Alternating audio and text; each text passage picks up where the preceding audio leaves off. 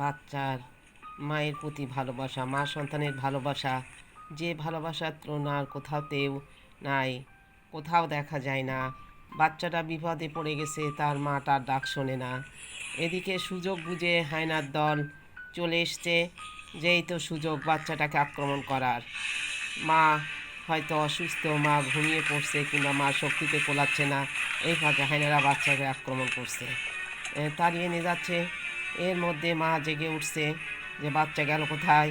বাচ্চাকে জানানোর জন্য যেহেতু হায়নার দল অনেকগুলা, পরে বনের রাজা সিংহার কাছে গিয়ে ফরিয়াদ জানালো যে আমার বাচ্চাটাকে যেমন হোক বাঁচা এবং বাঁচতে চায়। তো যাই হোক, সবশেষে বনের রাজা সিংহ তার কাছে তার কথা শুনে বাচ্চাকে উদ্ধার করে দিল এবং বলল, ঠিক আছে চলো, আমি তোমার সাথেই যাচ্ছি, দেখি কোথায় আছে তোমার বাচ্চা। এই নিয়ে সে গিয়ে সিংহ গিয়ে হায়নাদের আক্রমণ করলো এবং তার জায়গা থেকে তাড়িয়ে দিল।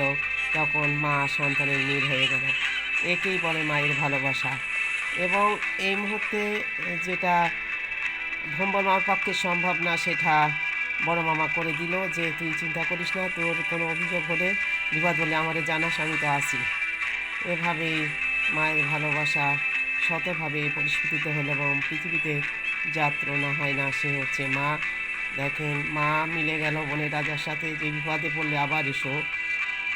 ভম্বল মামা বড় মামার বন্ধুত্ব হয়ে গেল এবং দুই মামা মিলে গেল, আর আমরাও শান্তি পেলাম। এভাবেই চললে আসলে বিপদে সবাই। এদিকে ভম্বল মামার আর বড় ভাই উঠলো যে তুই চিন্তা করছিস কেন, আমার তো ডাকলে পারতিস, তুই এই বড় মামাকে নিয়ে এসছিস, তো ঠিক আছে, আমরা সবাই একসাথে মিলেমিশে থাকবো। যখন আমাদের ডাকতে তোর দেরি হবে, তখন তুই বড় মামাকে ডেকে নিয়ে আসিস। আমি বসে বসে দেখব না, শুধু ভাববো স্থল বাহিনী, স্থল পথের আর পানিপথের যুদ্ধে শেষ পর্যন্ত বড় মামা হেরে যায়।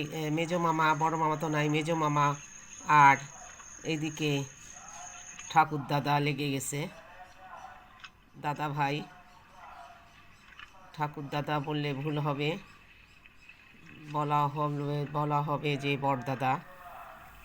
সেই বড়দাদার সাথে লেগে গেছে। পানিপথে বড়দাদাকে আপনারা জানেনই, ভ্রমণ আমার পরেই বড়দাদার স্থান, কারণ ভ্রমণ মা বডিতে আর বড়দাদা হিংস্র। বড়দাদার দাঁতের কাছে আমরা সবাই হেরে যাই। তো ঠিক আছে, মেজমা বিপদে পড়ে